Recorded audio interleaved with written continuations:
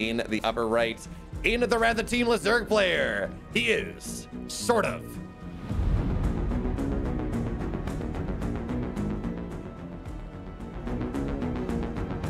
And his opponent in the lower left-hand corner, in the blue trunks, representing Protoss and Team Liquid, it is MaNa.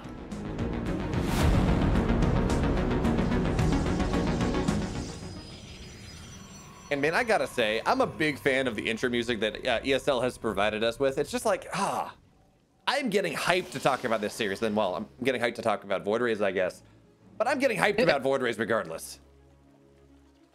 You know, I did want to talk about Void Rays for the for the meme more than anything, but I actually think it's really interesting how the meta's evolved around the concept of Void Rays. You mentioned it. This is a good map because of Void Ray into late game openers, essentially, right? Protoss have been really looking strong with that, but we also then have the Queen Walks as a big counter to that. And SortOf, I think, is going to be a player who's probably got some very strong Queens on the other side of the map builds up his sleeveys. But to counter that, are we going to see MaNa just go for like a Twilight Council opener, or, you know, maybe a Stargate then into ground? Just a single Stargate opener, because we've been seeing a lot of those lately, and I wouldn't be surprised, to be honest, to see like a Glaives build just to start us off here on this big map where you're really going to be expecting Void Rays. You say that, I actually really don't like these Adept builds. Now, 4-gate Adept, sure, maybe 3-gate Adept went into a quick third, like we've seen Joon doing on occasion, fine. But I've seen a lot of Protoss players still going for this like stats idea where I'm going Stargate, you should be greedy, and then behind that you get the Glaives, you get 4-gate Glaives, you move across the map and you're like, yeah, look at this, I got it Adepts. Well, feels like 9 times out of 10, maybe a little bit less now as the meta has stabilized a little bit more. So call it 8.5 times out of 10, the Zerg player is just going to go for a Queen Walk, because hey, Void's the best way to beat a Void Ray game like that is you walk across the map with Queens, or at least that appears to be the prevailing idea right now. And then what, you got 16 Adepts that are going to deal with Roaches, Ravagers, and Queens? It's not, right? So it feels like we see a lot of those games where it's just the Protoss player loses because they've gone for Glaive Adept, and then, well, it's a Queen Walk across the map. I'm actually much more of a fan of this kind of delayed third into +1 air into a third base type of build that we've seen really Korean players start doing. And it seems like it does actually a really good job against probably 95% of the anti-Void Ray styles that we see, you know, whether it's Queen Walks, whether it is Muta play. Because honestly, yeah, plus 0 Void Rays are pretty terrible against Mutas. +1 Void Rays do well enough that you can get your Phoenix out, and then you're in a decent spot. So that seems to be, at least that's my preferred method of engagement, watching Protoss players play right now. But we're gonna have to see, because at the very least, this is not a Void Ray first. This is an Oracle first here, just trying to get as much damage done early as possible. We got a Void Ray behind that, so we really don't have a great idea as to whether this is going to be, you know, second Stargate +1 whatever, or just, well, no commitment at all. Yeah, it's hard to say until the third base goes down, and then you start to see is it going to be second Stargate, is it going to be into a Twilight Council. And I've seen a lot of Blink in this matchup lately, and I don't know if that's just because I've been watching a lot of Gerald, or if Blink Stalkers are actually just that strong against Zerg these days. But I really like it. I feel like Blink as a base for the Protoss army can be quite strong. I think classically we'd see a lot of charge lots into High Templar, but, you know, like Roach, Ravager, Queen still does very well against the majority of those units. So I think the Blink Stalkers have been a really nice change. But you know what? We're not going to see any of that because this is second Stargate. And I won't lie, I'm happy about it. You give me Void Rays, I'm happy. And I also think that this is going to give us the most interesting kind of build from SortOf, depending on if and when he gets the scout off on the fact that this is multiple Void Rays going to be coming out. Oh, there we go. There's +1 as well. So this is, again, this is the hold I like. Granted, and what was the timing? Yeah, the third base was still at like 350. So it's not delayed third into +1. So it's not going to be quite as quick. But getting this +1, it means suddenly Void Rays can actually fight Queens rather well. Now, SortOf, he is gearing up here for a Queen Walk. We can kind of see that coming on in. He's going up to 8 Queens. He's got his Roach Warren down at that standard Queen Walk timing. But now the Oracles, or excuse me, the Adepts, they're going to dive on into the natural. And you know what? Queen Walks are not all that great if you don't have the money to support the follow-up rally. So yeah, the Adepts are going to shade on into the natural once again, into the third base into the main base, excuse me, all 4 of them. Oh, you know, he just canceled the shade. Yeah, exactly. He went straight into the main base, and now he gets an idea. We're at 543, there's no lair. MaNa should be absolutely thinking it's time to defend, and he's putting down a forge. This is not for upgrades. This forge is for cannons. Got shield batteries going down back at home. He's got to get those void rays out. I'd love to see him chrono boost +1, but even then, I'm not sure if it's going to be out in time. That +1 is very far away from being done, and the Queens are already making it up to this second speed zone. Ravager's ready to start throwing Biles down. Is there going to be enough for MaNa to hold? Let's see, how many void rays do we have? We have 5. We're going on up to 7. Shield batteries are underway. Cannons as well. And really, it comes down to the question of where does SortOf engage? Does he engage on into the third base where there's not a lot of defense? I mean, honestly, I think the third base, yeah, MaNa's just kind of giving this up. He's not even probing it up. If he keeps it, that's great. But, you know, he's not really committing much to it. Yeah. And I like that decision, right? You just have one spot to defend. I love that. Oh, that pylon. Oh, that pylon is looking like an Artosis pylon right there. Depowers that +1. That is not coming up. There are some backup pylons for the shield batteries, but this is looking a little dicey. Where are those void rays going? They're going all the way across the map. They're doing counter damage. They're going to take out the third. Yeah, that's actually a great move now, because now SortOf, he has to not only do enough damage, he has to win the game with this. It's a 2-base Zerg against a 3-base Protoss, assumedly. And yes, we do have Roaches, Ravagers piling on in, so that doesn't mean that SortOf is not going to win this game. But look at the army supply. It's starting to equalize a little bit. Now it's only 50 to 40 here. The void rays, were they recalled? Where are the void rays? Not here. No, they're still on the other side of the map, and it's just the void rays coming out that are going to be trying to hold for MaNa. Now that third base does still exist. Nothing from SortOf has gone over there to try to deal with that, but it looks like the main's going to get broken fairly soon, as the Queens can make their way up that ramp. Now the recall goes down. MaNa going to try to hold up here. There's no shield batteries though. He doesn't even have a cyber core to put shield batteries down at this point. Yeah, but I mean, on the flip side, that's a real problem. It's a 1-base Zerg, chicken man. Like, as much as I'm looking at this, like, yeah, you need cyber, you said shield batteries, whatever. It's a 1-base Zerg. I mean, MaNa can afford to take a lot of damage here and still be totally fine, because it's a 1-base Zerg that does not have lair. So yeah, now the void rays are going to try to target this down. They got to keep moving, of course, because Biles are a thing, but shield battery overcharge has popped, and there is one in the main base. It's not really going down. Queens are starting to get target fired down here. Oh no. I think this is enough, as weird as that is, as much damage as MaNa is taking. Yeah, he is taking a lot, but like you said, he still has 3 bases left alive. So, you know, he can always rebuild the probe count.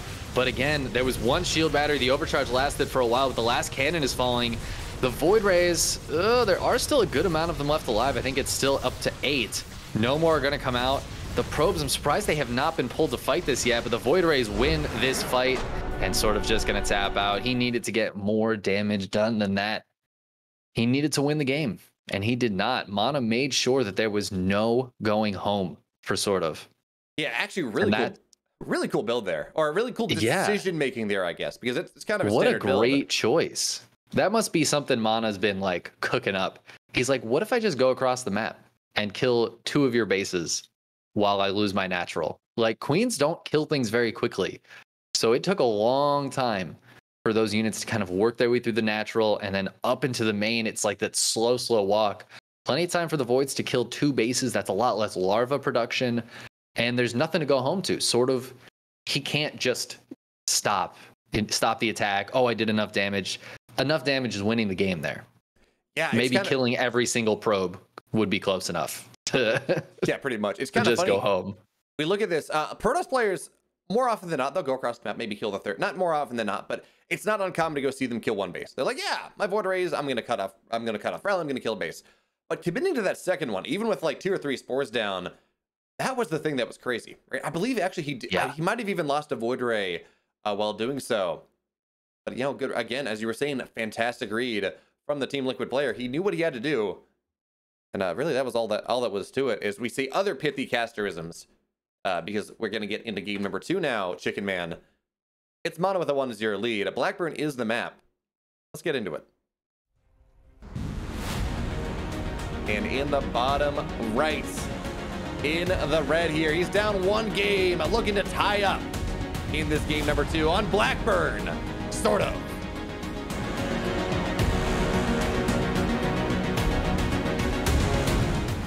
and his opponent in the lower left. He made the Void Rays. He won the game. The question is, can he do it again? For Team Liquid, it's MaNa.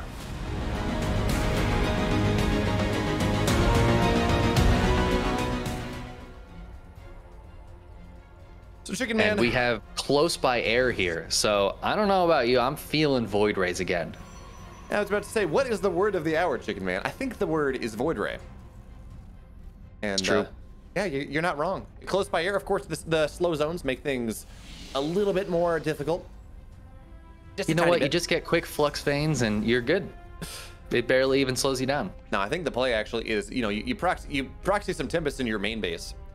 Or otherwise just called building Tempest. You run them across the map. There's not quite enough room. There's not quite enough dead airspace that you can sit and be unimpeded, much like that, or unlike that cursed map. What was it called? Purity and Industry? I mean, there are a couple maps like that, but yeah. Yeah. I'm thinking of Stasis. I feel like I remember getting demolished by Tempest on Stasis a number of times back in the day. Yeah, that sounds about right. But right now we have no idea what's happening because it's early in this game. So, do you think SortOf has what it takes to come back in this series? I actually really don't like Queen Walks on this map, by the way. The slow zone tends to slow it down. And because it's so open to Queen Walks, it's almost bad for Queen Walks, if that makes sense. Like, the Protoss player is really expecting it, even more so than on, say, a Juggernaut. Yeah, I tend to agree. I think if you're going to do something to try to counter Void Rays on this map, it needs to be, like, earlier. Like, very, very early. Like, we'd already see it on the way. Kind of like a Roach Ward going down and getting there before the first Void Rays even out. But other than that, there are Nidus potentialities. We haven't seen Nidus in a long time. I think Protoss players have gotten pretty good at getting the Void Rays over there, and those shut them down pretty quickly. Again, though, the question is, are we going to see that same sort of style out of MaNa? Now, I think the answer is yes. I think it's a good style. I think MaNa's pretty comfortable with it, and he demonstrated in the last game that he can win a game even when it feels like that Zerg style has been doing so well recently. MaNa was still able to pull out that win, and yeah, I don't see a reason for him to do something else, but that might be exactly why he does it. Yeah, I mean, you got to remember here, MaNa did beat Serral last season. At the very least, he took. I did the series, but I can't remember whether he won the series. But at the very least, he won a map. And this is again when Protoss players weren't really winning all that well, not yet. Although, I mean, by then Trap had figured out 2 Stargate builds. What I also found really interesting is Trap's double Stargate build, his Void Ray first build got Warp Gate into Stargate. Right, it allowed him to have that ground presence a little bit faster at the expense of maybe his oracles are a little bit slower. But Trap still does this, but he's like the only Protoss that does. Everyone else goes and they go Stargate into Warp Gate, like the build that has been happening since the beginning of time. Then they go on out of that. So minor variations here. It doesn't really make that much of a difference. It's like a 5-second difference on your oracle maybe. But I do think it's interesting that Trap here, he's like the only, or not Trap here, but Trap is like the only one that does that. And again, of course, he's the one that's winning all the tournaments. So, I mean, I guess I'm more surprised that we don't see other players kind of go into that maybe slightly faster ground-based Warp Gate play. Yeah. There are some differences, too. I noticed that last game, MaNa went for Oracle first. I feel like I usually see Void Ray Oracle and then back into Void Rays. But this game, not a single one of those accursed units. We actually have double Oracle and no hint of a second Stargate as of yet. As I say that, he literally starts up a Void Ray. Come on, MaNa. You're making me look silly over here. I mean, yeah, we're right at that border of do you commit to Stargate tech, do you not? 3 oracles means absolutely not unless you're just going 2-base carrier. And he does go 3 oracles before doing that. But other than that, oh, I love this, by the way. You just see the Adept hit squad going on in. They're like, yeah, we're going to knock down some creep. That sounds like a lot of fun as the oracles fly on in as well. Of course, oracles against Zerg, they do 2 taps, so it's a 1 tap here with 2 oracles. So 2 workers do go down, but that's going to be just about the end of that one. Is that oracle almost goes down, but not quite. Just gets out of there. And we have a Robo Forge follow-up from MaNa. So not even a Twilight Council, into the Robo, and then into a second Stargate. What am I looking at right now? Did you know that MaNa stands for Marie Antoinette? Marie Antoinette. Yeah, I've tried. MaNa wants to have his cake and eat it too in this game. He's getting just about everything. We got that second Stargate. We got a Robo Bay as well, because why not? MaNa, so yeah, actually, that's actually, never mind. It's double Stargate play, but it's just going to be Disruptor follow-up behind Interesting. this. So it's, well, it doesn't even feel like follow-up. It's almost like the Disruptors are going to be at the same time, right? Like we have a Void Ray out by now, but those Disruptors are going to be out very early. And I think this is specifically because I've seen some builds lately where there's like one Disruptor out as the Zerg is hitting, and it's just like, okay, you killed 4 Lings and a Roach, and now you die. But if there's like 3 Disruptors out, or depending on what gets made, we've seen some Hydra builds even could get into like a Colossus by this point. That would be a very strong, but we're not seeing Hydras. There's 8 Roaches on the way, Roach speed +1, and a Bane Nest. I think the Disruptors are going to be really, really strong here for MaNa. I'm really happy to see him getting into those so early. And you know, not only is it Disruptors and Void Rays. I assume we're going to see Disruptors. We don't have them out just yet. We also got +1 on the way. MaNa, again, he's getting everything. And you know what? I don't know. Did you see the MCanning versus BioIce qualifying series for DreamHack in North America? I did not. No. Oh yeah, that one was fun because you talk about Disruptors being good against Roaches. It's probably the best Disruptors I've ever seen against Roaches. Like, BioIce is hitting. He's like up 60 supply, and then suddenly 3 Disruptor shots hit, and he's down in supply. And you're just like, why are you doing this against a player who's known to be Disruptor heavy? But MaNa, I don't think he has that similar reputation. I don't really have a playstyle in my head about how MaNa's like, MaNa is a Phoenix player, or he's a Disruptor player, or, you know, I just think of him as being I think that's what makes him so strong, right? Is that he doesn't have, there's just the MaNa style. You know, it's like if even, you know, Showtime, one of the best Protosses, he's got a style, right? You expect him to play very defensively, very solid macro play. MaNa doesn't have that. MaNa will proxy the hell out of you, but we also see him going up happy to go into a Fleet Beak in this game. But that 4th base gets canceled immediately. These Disruptors need to be ready to go, and those Roaches are very clumped. Oh, the Void Rays just come out. He actually doesn't even show the Disruptor. Yeah, I really like that. You just see the whole, you know what? I don't really need this Void Ray to make the hold happen. The longer I can wait before my opponent does anything with it, right? The longer I can wait before I need to show this Void Ray, the more powerful it will be. But now, well, SortOf has also kind of realized that he is not breaking this, not with the army that he has. He doesn't know much about anything else, as we do see the attempted block in the 4th base. Well, it's just going to time out here. So we're going on into that mid-game scenario, which is where honestly Blackburn just becomes a beautiful map. Early game, I'm kind of unsold. Right, it's very short. It opens itself up to a lot of all-ins, particularly when a Terran is playing those tank timings. But in general, it opens itself up to a lot of all-ins because natural to natural rush distance is extremely short. But once you start expanding vertically, once say the gold base gets taken or the upper left base gets taken, of course I show the bases that have not been taken yet. But once all that happens, right, suddenly these rocks get taken down, these rocks get taken down. The map expands, it becomes much bigger, and you just start to see stuff happening all over the map. It starts becoming really dynamic, really cool, and that makes me excited as a StarCraft fan, right? You're like, yeah, I like to see multiple fights happening everywhere. I want to see players playing faster than I can physically watch. And what we're gonna have to see is we have a big Zergly run by and a bunch of Roaches on over to the left-hand side. But I mean, there are cannons, there are stasis traps, cannons and stasis traps, a couple charge lots, all that fun stuff. Really means that not much is going to happen with that, as the Void Rays, they're going to try to knock creep down, I would have thought, but no, the Queens are just a little bit too close. MaNa's pretty happy on his 4 bases. He's got carriers underway, +2. We all remember the +2 carrier timing that Stats beat Sarah with at Homestork at the most recent State Homestork Cup. So, you know, +2 carriers, that's going to be a thing. But now Disruptor Shot's going to go on getting all of the Ravagers. Big connection there. I do think SortOf is going to need to trade some of his units out, but he's kind of bringing everything together. He does have some Infestors, which are going to be strong here, but he's kind of just taking up behind it. Oh my god. 2 of them go down right there. They get a fungal off. That's it. Those Voiders are going to be able to get away. Great catch from MaNa.